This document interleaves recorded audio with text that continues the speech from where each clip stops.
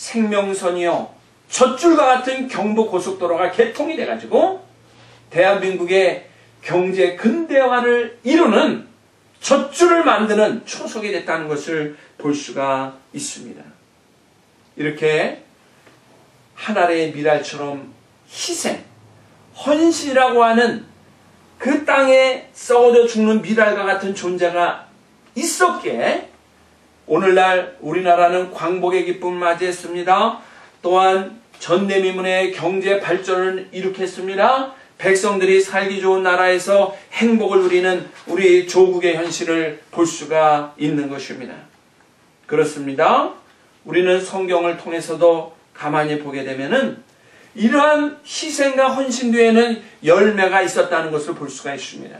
예수 그리스도 한 분이 십자가에서 희생하심으로 말미암아 모든 인류를 구원하는 놀라운 축복의 열매가 있었던 것을 우리가 볼 수가 있습니다.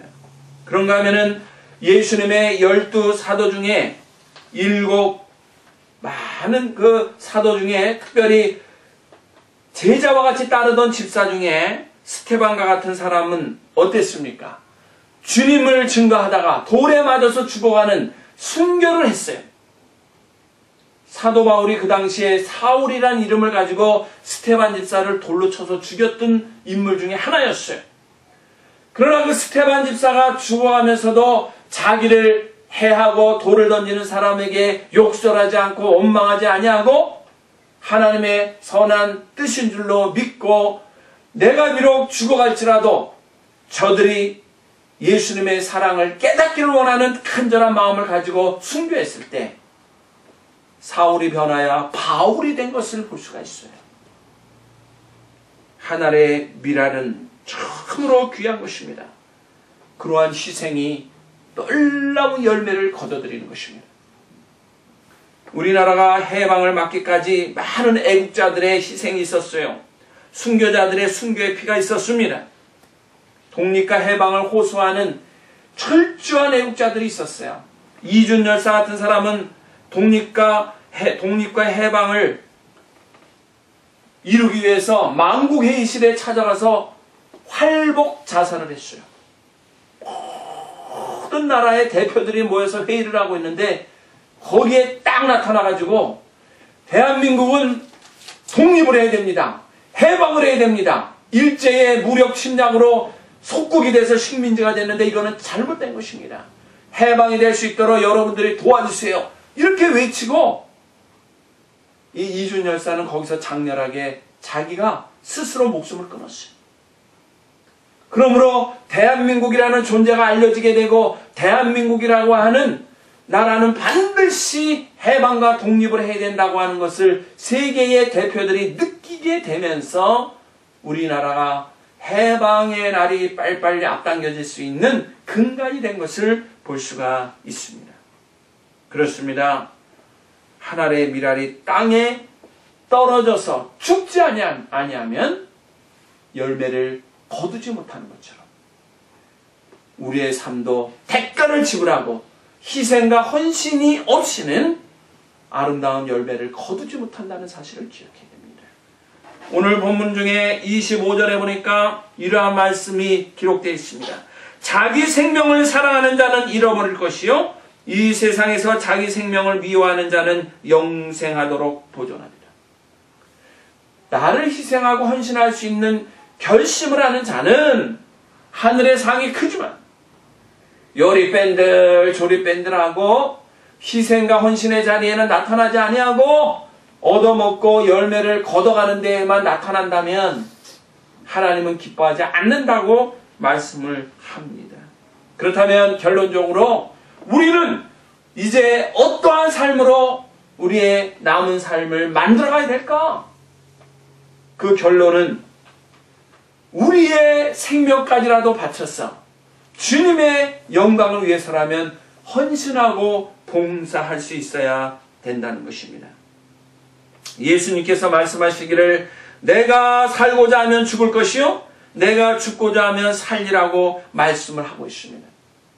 지극한 이기주의는 나는 살지 모르지만 나로 인해서 다른 사람들이 죽는다는 걸 알아야 돼요. 그러나 나를 희생하면 나는 힘들어서 어려워지지만 나로 인해서 다른 사람들이 행복을 누리고 평화를 누린다는 사실도 기억할 수가 있어야 됩니다.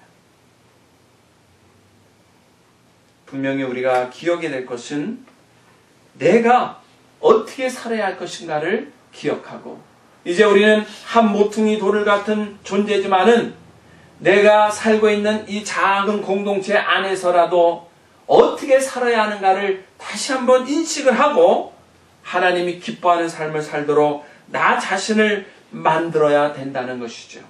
이게 중요한 것입니다. 그래서 우리는 광복 65주년을 맞이하면서 나에게 기쁨을 주기 위해서 십자가에서 희생하신 그 예수님을 바라볼 때 한 알의 밀알이 땅에 떨어져 죽으면 얼마나 큰 열매를 맺는다는 사실을 다시 한번 확인하게 됩니다.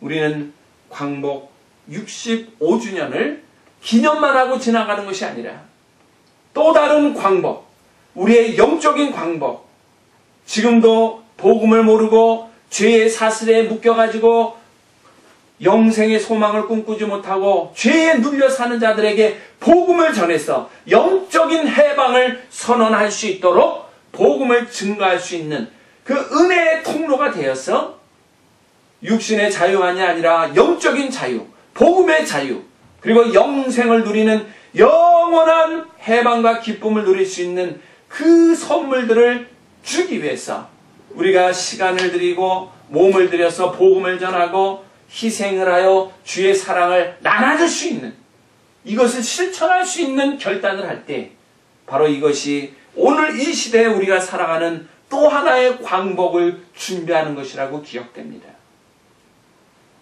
우리 믿음의 가족들은 광복을 맞이하면서 내 몸의 자유만으로 만족하는 것이 아니라 영적인 자유와 아직도 주님을 모르고 죄의 노예가 되어 있는 이들에게 영적인 해방을 얻기 위해서 그들에게 사랑과 기쁨과 선행을 통하여 그들도 우리와 함께 주님과 같이 영생복락을 누릴 수 있는 천국 백성이 될 수 있는 특권을 얻을 수 있도록 섬기고 베푸는 삶을 누리기를 주님의 이름으로 이 시간에 간절히 축원합니다.